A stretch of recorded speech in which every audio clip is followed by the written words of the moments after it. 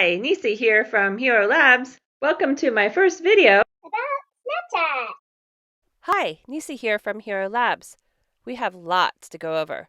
Snapchat has so many features that this video could have been an hour long, but I wanted to keep it short. So I focused on the frequently used features and the minimum safety features to keep you and your children as safe as possible. So let's get started. In this video, I will first discuss how to install Snapchat. Then take a look at some of its features. After that, check out the privacy and security settings before we pass it over to our expert digital citizen, Megan, for her advice on Snapchat and insight on how and why she uses it. Then we will ask our junior digital citizen what he thinks about Snapchat. I will wrap up this video by going over the pros and cons and what to look out for when you and your children are using this app. You can install this app by clicking on the Play Store icon on an Android phone or the App Store icon on a mobile phone. Search for Snapchat, then click Install. I already have an account, but I can still create a new one. Keep this in mind because your children could have more than one account. Click Sign Up, then add your first and last name. When you click the Sign Up and Accept button, you are agreeing to their terms and privacy policies. I recommend you read those policies. Next, enter a birthday. If your child is under 12 and they enter in their proper birth year, they get a prompt letting them know that they are too young. They are then kicked back to the very beginning to start the process all over again. Children are very clever. They quickly figure out the trick to change the birth year to use the app. Next, enter your username. I will change mine to something that isn't my name. In general, I recommend your children use names that don't identify them to make the accounts more private and secure. However, your name is very easy to find in Snapchat, and it's very important that your children do not accept random friend requests or snaps because it's easy to impersonate others on Snapchat. When you set a password, use a phrase, or better yet, auto-create one if that feature is available on your phone. If you use this feature, the password is saved to your Google email account on an Android or Apple ID on an iPhone. Make sure your phone and email have a strong password so no one can access these stored passwords. Most kids use the same passwords, and they sadly are pretty easy to hack. Encourage them to use a unique password on each device and each app that they use. This will make it more difficult for hackers to get all of their data, such as videos, images, and other content. Next, put in your email address, then your mobile number. The confirmation code will automatically be filled in. If not, you will get an option to resend after 60 seconds. The Find Your Friends feature looks quite helpful at first. However, what it's really doing is loading all your contacts up to their servers to see if they have a Snapchat account. If they do not have an account, you will see this icon next to their name. Think about it. Would all of your friends and contacts want you doing that? If not, you may want to skip this. Next, add friends. Many of my contacts still show up because the app has access to my contacts locally on my phone. There's a positive to this, as it gives me a bit of confidence that I'm trying to friend the correct person. Later in the video, I will show you how to see what apps and personal data from our phones Snapchat has access to. Once you choose a few friends, you are redirected to the main area of the app. In the top left corner, you will see a red icon right up here. Click on that. This will take you to your accounts page. Underneath the yellow square at the top is Create My Avatar. Click on that and follow the instructions. Once you've completed, click the down arrow on the left. Now, let's have some fun. This is the main area of the app. See the big circle here? That's what you click to take a photo. They like taking photos with the lenses. So click next to it so you can go on to the lens and have a bit of fun. So how this part works is that you can choose a different lens that you like. You can go through a bunch of different ones and see how it works. And then you can take a photo and send it to a friend. Or you can take a video and send it to a friend. As you can see, many of these are very entertaining and quite silly. And also what you notice is that, and baby Yoda, notice that a lot of these basically smooth out your lines. For those of us that are older, they make us look quite a bit younger. They beautify us. They add some makeup to us. They also make your younger kids look older. And you can also see how Snapchatters and Instagrammers and stuff get that perfect look all the time.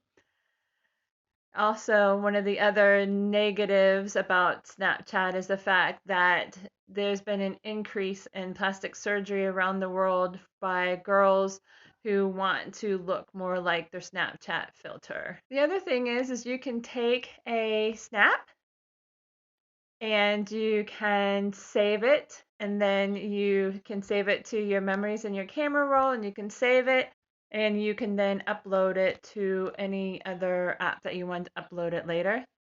Hi.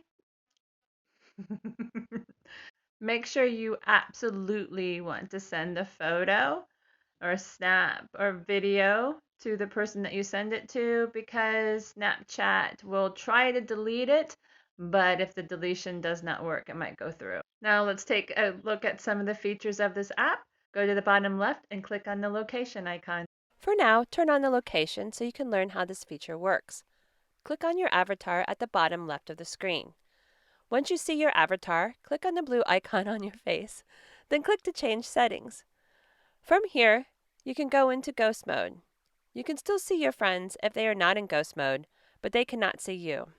I highly recommend you have your children use ghost mode, since it's pretty easy to impersonate other people and very hard to ensure your children only friend people they know. You may not want strangers viewing their location. To see how viewed location works, click on the X. Then click on the Friends icon at the bottom right. It will pop up your friends that have this feature on. Not only that, you can see what movements your friends have done recently. So for children that have this feature enabled, the friends and strangers they have accepted requests from can see their movements. Here's an example of one of them. Next to location is chat.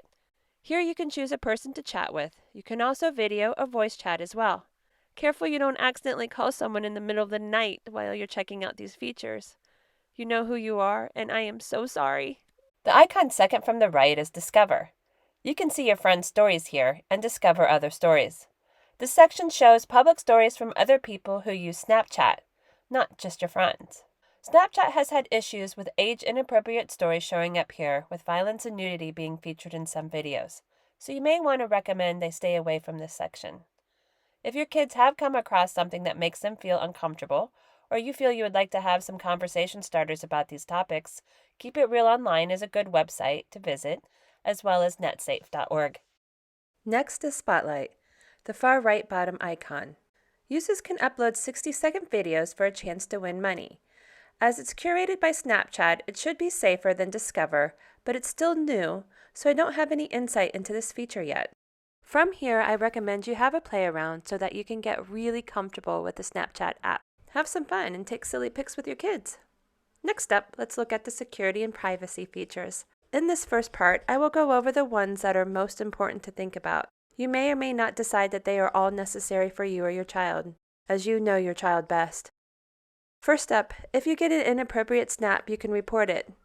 Make sure both you and your child know how to report snaps. Snapchat has permanently banned people for violating its policies. In the Account section, you can click on the gear icon, which is Settings. From here, scroll down to the Who Can section. Check that only your friends can contact you, and that only me is selected under Use My Cameo Selfie. The Cameo Selfie allows your picture or avatar to be used in other people's videos and snaps. You find this feature in chat by clicking on the smiley emoji next to the Send to Chat, then follow the prompts. Next is View My Story. When you take a snap, you can add it to your story, and it is available for 24 hours for your friends to view as many times as they like. Set to Friends Only or Custom to choose your closest friends, especially if you and your children don't know everyone in your or their friends list. Here, you can remove yourself from Quick Add, so users would have to purposely find you. Click on See My Location if you want to ensure that you and your kids are in ghost mode. To block or report a user that has added you, go to Add Friends on your Accounts page. Long-click on the user under Added Me, then click More, then click Block or Report and choose a reason.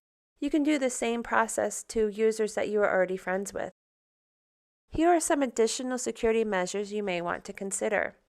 Edit your name to be less obvious. Remove ability of others to find you via email and phone number. Under Who Can is the Ad Manager. Click on it to see how targeted ads are shown to you. This really doesn't stop them from tracking your actions, though. Under the Privacy section is where you will find what permissions you have given Snapchat. There are many resources online to learn more about each of these settings and additional settings and features if you are keen to learn more. Now, we will pass it over to Megan to get some insight on how an expert digital citizen uses this app. I enjoy using Snapchat because it allows me to be able to talk to my friends when I'm not around them, and you're able to take photos or send chats. A positive that I take from the app is that even though you're not around them, you're still able to have a laugh when sending silly photos or a serious conversation in the chat. The things that I look out for when using Snapchat are making sure that I know the people that I'm talking to that have added me or that I am adding. And I also make sure that I know who I'm sending silly photos to, because you cannot delete those once they've been sent. And you just have to be aware because people can screenshot or record. Another thing that I would look out for is who is on my Snap Maps. If you don't want anybody to be on your Snap Maps, then you can use the ghost mode. But I think the best option is only having people on there that you trust, because it's just the easiest way to do it and you avoid any danger. Thanks, Megan. Good insight on Snap Maps and how to use a location feature just between friends. Now, what does our junior digital citizen have to say about this app? I really like Snapchat because it's a way to talk to my friends without needing to be face to face. My tips are: don't accept requests from random people you do not know. And make sure you realize that everything you send could potentially be viewed by anyone. Thanks for that. Now we will move on to the pros and cons section of this video. Here are what I think the pros are. There's some really amusing lenses, and it's great bonding time with your kids, and it's also an enjoyable way to stay in touch with people that you don't see every day. However, the cons. Book stories in the Discover section are not guaranteed to be age appropriate, and there is no way to block this section, only individual providers. There is no way to see your kids' activity in the app in the same way as on other social media platforms. It can be a real time suck. The feature that snaps only last seconds leads people to a false sense of security. There are many ways to take screenshots of your snaps without you realizing. It can track people's location and movements in the location map section. This information is shared with others if you are not in ghost mode. Snapchat stores and tracks your info inside and out of the app for targeted ads. And there's no way to completely lock down the app so strangers can't contact you. There are several things to consider while you're using this app. What are your children showing in the background when they are snapping? Do you have rules around allowing strangers in your house? They should also apply to what they are sharing online, including Snapchat. For example, do you allow strangers in your kids' bedrooms? Then do you want them showing videos of their bedrooms online to strangers? Your children should be friends with people they are friends with in real life. Be your child's friend in Snapchat. Try and periodically check your child's friends list. If you don't recognize a person, ask them how they know them. If they don't have a good answer, they should delete or block them.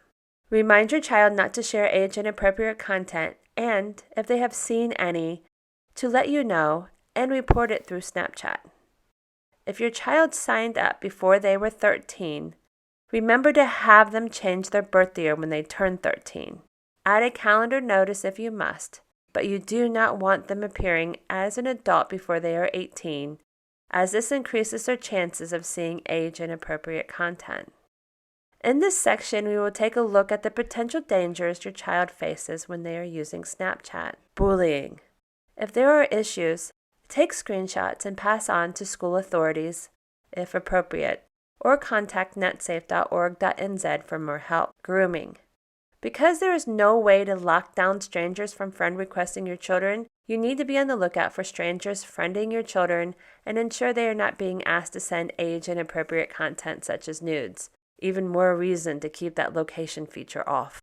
Unattainable beauty standards. The lenses can make children and adults feel inadequate and have unrealistic beauty standards.